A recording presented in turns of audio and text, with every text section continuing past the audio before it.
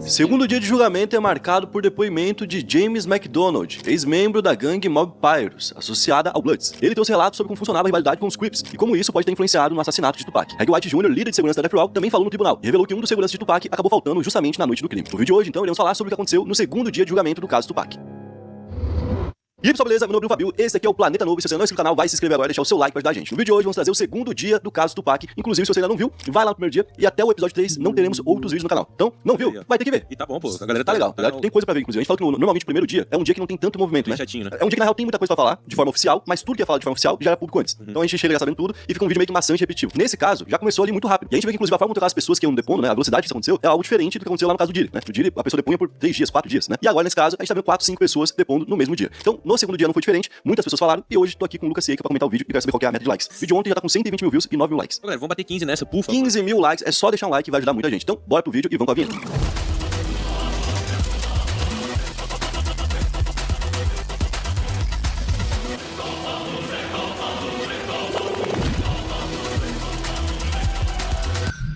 Vamos começar falando da doutora Lisa Gavin, que é patologista forense do condado de Clark e que foi escolhida para analisar a autópsia do Tupac. Não foi ela responsável na época, ou seja, ela não estava lá, né? Mas a pessoa que fez naquela época foi o Dr. Jordan, que já faleceu. Então pegaram um perito atual e pediram para refazer a autópsia e analisar a autópsia feita. E basicamente o que ela trouxe ali foram evidências de que os médicos tentaram salvar a vida do Tupac, porque tem uma teoria que fala que não fizeram nada, né? Que deixaram ele morrer. E teve a reação da família enquanto mostravam as fotos, né? Do cadáver e fotos da autópsia, que são fotos bem fortes, né? Uma parte da família no primeiro dia viu, ainda estava dentro do tribunal quando apareceram as fotos, viu as fotos e virou o rosto. No segundo dia, quando eles souberam que ia ter as fotos, eles saíram antes de serem exibidas. Então, tipo, eu imagino que é um negócio bem forte pra tu ver de alguém que tu tem um carinho, né? Próxima testemunha é o ex-policial Kenneth Hills, que encontrou Orlando logo depois da briga no MGM Grand. O Hills disse que perguntou se ele precisava de atendimento médico e Orlando recusou e disse que tava tudo bem. Ele também afirmou que havia sido atacado por 2 homens que não conhecia. E aqui a gente vê um padrão, né? Os caras realmente tipo, não dá pista pra polícia. No máximo falava, ó, 2 caras me atacaram. Mas 2 caras pode ser qualquer pessoa, né? Qualquer um. E aí o Hills perguntou se ele queria então registrar uma queixa que seria contra o Tupac. Mas ele de novo recusou e disse que queria ser liberado e foi liberado. Então o jurado quis saber por que o Hills permaneceu com Orlando, que aparentemente era a vítima da briga, em vez de seguir o Tupac, que era um dos envolvidos na agressão. E aí o Hills explicou como funciona o trabalho policial nesse tipo de situação. Ele falou o seguinte: já havíamos comunicado por rádio outros policiais que estavam no local e a segurança do MGM havia comunicado os policiais da entrada. Era minha responsabilidade ficar com a vítima. Então ele falou que ele ficou do lado, né, pra prestar esse apoio. Ou seja, é mais uma forma de oficializar que de fato teve aquela agressão e teve aquela briga. Próximo é o Jim Oakley, que também é um ex-policial, e ele contou que encontrou vários estojos de munição espalhados pela rua, além de um fragmento de bala no dia que o crime aconteceu. Inclusive os estojos foram coletados e foram analisados em busca de impressões digitais, mas nenhuma foi encontrada em nenhum dos estojos. Porém, eles conseguiram tirar a informação disso. Eles conseguiram perceber que pelo modelo do estojo, provavelmente a arma usada era uma Glock. E vale lembrar que no dia que tudo aconteceu, o Orlando Anderson, que é o principal suspeito, estava andando com uma Glock. E agora a gente vai falar do testemunho mais importante do dia de James McDonald. Ele é conhecido como Mob James, e aqui a gente já tem uma dica do porquê, né? Ele é um ex-membro da Mob Pyro. Vale lembrar que quando a acusação abre o julgamento, eles falam que toda a situação que acabou na morte do Tupac vem de uma briga entre uma gangue chamada Mob Pyro e uma outra gangue chamada Southside Crip. Então esse cara é um ex-membro de um dos lados, né? E ele também é irmão do Alton Bantry, que é um dos caras que estava envolvido naquela agressão contra o Orlando Anderson lá no MGM, que inclusive seria então o motivo da morte do Tupac. Ou seja, ele além de ser um cara da Mob que poderia falar sobre, também é um cara que tem um parente envolvido no dia do crime. O depoimento dele então foi bem longo e trouxe várias coisas interessantes. E ele é um cara que a gente precisa dar um contexto. Ele é bem personagem, ele tipo assim, é caricato. Ele fala coisas como tipo assim, homens das ruas não falam isso, sabe? Tipo, ele é aquele cara que apareceria no filme. E ele deu meio que uma palestra sobre como funcionava naquela época a rivalidade entre Bloods e Crips. E ele contou que basicamente não era uma rivalidade nacional e geral. Na verdade, cada grupo que existia podia ter rivalidade com o grupo do lado. Então, tipo assim, eram 2 Bloods, beleza, mas os 2 podiam se odiar e também se matar. E naquele contexto, a Death Row, que era quem cuidava da carreira do Tupac, tinha uma relação muito próxima com os membros do Mob Pyro. E o James, que era parte do grupo, explicou que várias pessoas ligadas à gangue trabalhavam diretamente pra gravadora ou então conviviam sempre com eles, porque, pô, o cara andava armado, tava ele mais 4 caras armados, chamava os caras pra poder vir no rolê, ficava fumando, bebendo o dia inteiro com os caras, e de certa forma era uma forma de segurança. Claro, então os caras estavam segurança ali, tudo armado, imagina. O Tupac tá aqui com 5 caras armados e tá de rolê com ele. Vai chegar, vai matar o Tupac, você vai deixar. Não vai acontecer, né? E ele disse que algumas pessoas ocuparam cargos importantes dentro da Death Row. E ele deu como exemplo o Reg White Jr., que ocupava uma posição bem importante dentro da estrutura da segurança da Death Row e que também tinha relações com gangues naquela época. Inclusive, esse cara é o próximo que vai trazer o depoimento daqui a pouco. O James continuou falou sobre o Suge Knight, falou sobre quais eram os contatos que ele tinha naquela época e falou sobre o clube 662, que era o clube pra onde o Suge Knight e o Tupac estavam indo quando foram abordados e rolou o tiroteio. Esse clube pertencia ao próprio Suge Knight e, inclusive, naquela noite ia ter um show do Tupac. O James contou que já tinha trabalhado lá fazendo segurança, porque era um membro de gangue, ele já falou sobre tudo isso, e que, inclusive, ele ia trabalhar naquela noite e que ele já estava por lá antes dos caras chegarem, porque eles acabaram nunca chegando. Então ele ficou bem preocupado quando veio a notícia de que o Tupac poderia ter sido baleado, foi procurar o Reg, né? Falou com ele, pô, o que a gente faz, né? E o Reg disse que tá tudo bem, que o Tupac tinha sido baleado, mas que ele ficaria bem e que era pra continuar a festa. Então eles continuaram tendo a festa, inclusive com a galera da Death Row, ali no meio, né? Achando que tá tudo bem, enquanto o Tupac tava indo pro hospital. O James também falou que naquele dia, naquela noite, né? Logo depois que tudo aconteceu, o Reg já chegou e perguntou sobre o Orlando Anderson, porque começou um burburinho e o nome do Orlando já chegou na festa. Olha que doideira. Corre muito rápido, né? É muito rápido. Teve a briga, os caras já ficou sabendo, já Exato, falou, pode ser esses caras aqui, já foi atrás. E o Reg não quis falar nada sobre o Orlando. Ele falaria normalmente alguma coisa, né? Não falaria tipo assim,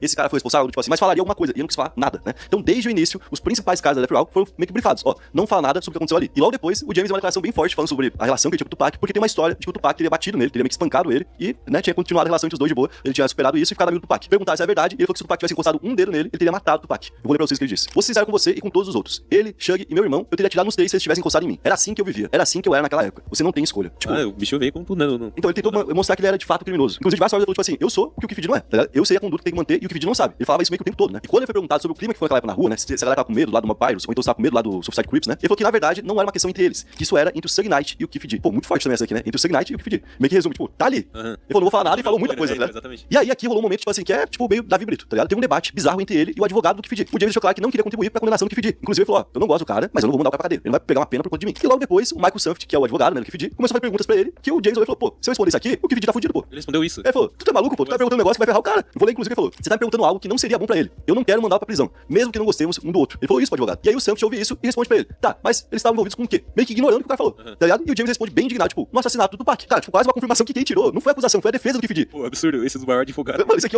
e no primeiro dia já chamou atenção, né? Nessa hora o James então olha pro Keefe D e fala, fale com o seu advogado, cara. Esse cara tá viajando. Pô, impossível, cara. Isso é tipo um filme Pô, The Office, pô. É, The Office, Que isso, pô, mano? que loucura, mano. E ele olhou pro advogado e falou, não sou eu que vou mandar pra prisão, você que vai. Você tá me pedindo algo que não seria bom pra ele. Depois disso ele fala, bom, não queria nem estar aqui, só tô aqui porque fui obrigado justamente, né? Por isso que eu tô aqui. E apesar de ele falar bastante, realmente teve várias vezes que ele falou, não posso falar disso, não quero falar, não vou falar, né? E usou o direito dele. Ele formou uma aura aí nesse depoimento dele, né? Pô, tu vai ver que essa aula foi meio que derretida no final. Nossa, Mas personagem máximo, tá? O James apareceu pra marcar. E o último depoimento, então, veio com o Reg White Jr., que havia sido citado pelo James e tinha trabalhado na polícia de Compton até entrar na segurança privada e trabalhar diretamente como segurança da Death Row. E aí falou a mesma coisa, que tinha os caras da Empire e tudo mais, tal, explicou o contexto. E aí perguntaram pra ele, bom, você era um dos seguranças. O que foi te passado naquela noite que o crime aconteceu, né? Porque provavelmente a primeira pessoa que vai saber é o segurança, né? Tupac deu um tiro. Segurança recebe isso, né? Parou um carro aqui com 4 caras, deu um tiro no Tupac. A gente imagina isso. E ele disse que a primeira informação que ele recebeu é que tiver aquela briga na frente da luta lá, na MGM, e que essa briga tinha rolado com os caras da Southside Crips. Gente, cada vez mais parece que a promotoria sabia o que tava falando, não é? Que de fato é uma briga entre gangues que acabou meio que estourando sobre o Tupac. E também o James Que não tinha nada a ver, inclusive, né? Que a promotoria fala que não tinha nada a ver, que ele não era um gangster, que ele meio que conhecia, e que na época era uma prática normal de quem era um artista grande de rap, quando ia viajar pra outro lugar, escolher um grupo criminoso pra proteger, porque tinham vários grupos criminosos, né? E o cara vem de fora e era um alvo. E aí ele traz uma informação que é bem diferente, que a gente não tinha até agora, que basicamente tinha um segundo segurança do Tupac, que deveria estar junto dele naquela noite, que tinha sido contratado há pouco tempo, que por algum motivo que ele não sabe qual, ele faltou justamente naquela noite. Cara, vai lembrar que uma das teorias que é mais usada há mais tempo, que inclusive a gente já falou sobre isso aqui no canal, é que o Suge Knight teria essa intenção de matar o Tupac. Um detalhe que ele tava no carro, que também foi atingido, né? Então, tipo assim, isso quebra um pouco da teoria. Mas que ele tinha interesse? Tinha. Que ele tinha contatos? Tinha. Que ele inclusive conhecia o Keefe D? Conhecia. Que ele poderia desarmar de várias formas ali pro Tupac ficar meio que vulnerável? Ele poderia. Ele poderia dar informação pro Orlando Anderson de onde tava o Tupac? Poderia. A teoria tem vários pontos que você fala, tá, poderia rolar.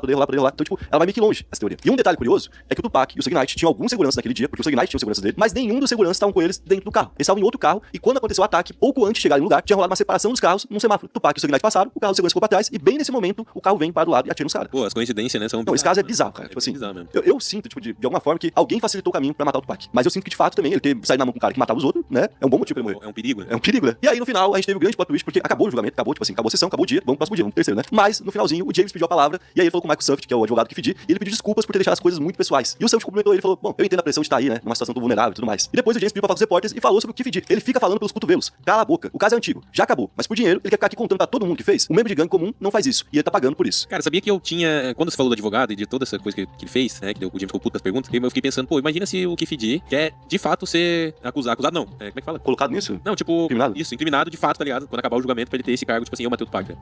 E aí o advogado dele tá ajudando ele. Mano, foi assim a vida toda e agora ele ficar um mês em julgamento, todos os holofotes em cima dele, porque ele matou o Tupac. Não, ele já é histórico, tá? Mas eu acho que não Ele precisa. tá na cadeia, Mas, cara, porque eu acho que ele não quer não isso. vai querer isso Ele já teve a vitória dele, foi o julgamento. Agora a grande vitória é sair disso ileso. Que aí ele vai virar o cara que ele vai no lugar e vai fazer igual o J. Simpson. Como eu teria matado o Tupac? O J. Simpson, quem não sabe, fez isso, né? Ele fez um livro contando como ele teria matado a esposa dele se ele tivesse feito. No detalhe da noite. Se eu tivesse, supostamente se eu tivesse feito, tipo, ele pode fazer um livro desse também, que fedido, né? Então, tipo, eu acho que o sonho dele é isso. É um dia ele tá na rua, foi matei ali todo mundo. Cara, eu acho que ele é louco, ele Tá metendo louco e não matou o Tupac. Não, às vezes ele não matou, mas se ele matou... Não, aliás, ele não matou, né?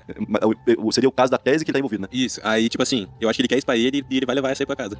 Esse título aí. Cara, que teoria, né? De que o cara tá puxando pra ele uma condenação, velho. O advogado dele foi chamado a atenção, tipo assim, cara, que perguntas são essas, cara? Não, o advogado dele começou bem ontem. Ele falou, pô, qual a prova que tem contra ele? Se a palavra dele vale, por que em 2008, quando ele assumiu, já não chamaram e, né, indiciaram ele? Por que não começou lá? Esperar quase 20 anos, né? Tipo, ele começou bem. Mas daí desandou. Pô, essa fala, é que eu acho que na real o que aconteceu foi que ele pegou um cara. Sabe o que aconteceu? Foi aquela entrevista da Suzane Vieira, com aquela atriz, que ela fala, não tem paciência pra quem tá começando. Ah, sim. Foi meio que isso. Pegaram o cara no dia ruim. Pegou uma Suzane Vieira, do crime, que não tem paciência pra quem tá começando. E aí o cara talvez tinha ele elaborar pra ajudar o Keefe D. Só que o cara já chegou na tora. Irmão, você vai fuder ele? Essa pergunta que não faz sentido, não tem lógica. Você tá me perguntando, eu vou entregar ele. Você é advogado? Você é advogado? Você não é advogado. Eu imagino uma postura meio que assim, tá? Então, tipo, acho que foi isso que rolou. Ah, mas é muito louco. Mais do que, tipo, uma tentativa de fato querer, sabe, destruir o próprio Keefe D. Eu acho que ele vai ter também é trazer uns malucos, talvez, pra falar, pra mostrar que, tipo assim, todo mundo é meio que potencial mentiroso. Ele podia trazer uns amigos que Keefe D e falar, o que ele já te falou? Ah, ele falou que matou o Notorious Big também e... Pior que ele foi procurar. Não, isso aí, não, mas isso é um. Então, ele pode ter, tipo, várias histórias assim contadas por aí, né? E vai lembrar, o Keefe D estava no dia, rolou essa briga. Igual a gente falou, o nome do Keefe D do Orlando Anderson chegou na festa, que tava rolando na hora. Tipo, 2, 3 horas depois, o pessoal tava falando de Keefe D e Orlando Anderson na festa. Então, tipo assim, ele, não é que ele, o que me passa a impressão que ele fez, ele achou que ia poder contar, ele descobriu que não pode contar, ele agora quer passar por isso, né? Sem nenhuma marca, vai usar o que ele tem de defesa, que é a ausência de provas, a ausência de mais evidências, e se conseguir, ele vai voltar a falar que ele fez. Eu acho que daqui pra frente ele nunca mais vai deixar de falar que fez. Só nesse momento de julgamento. Que aí ele vai falar, não fiz. Era tudo mentira. E esse dia vai ser o mesmo dia, né, mano? Do cara tem que falar mentir várias vezes, né? É verdade. Como que ele vai fazer isso protegendo a honra dele de bandido, sendo que, vamos lá, onde ele convive hoje? O que é mais importante pra ele? A honra dele pra justiça ou pro crime? Imagina como já diminui a moral do cara que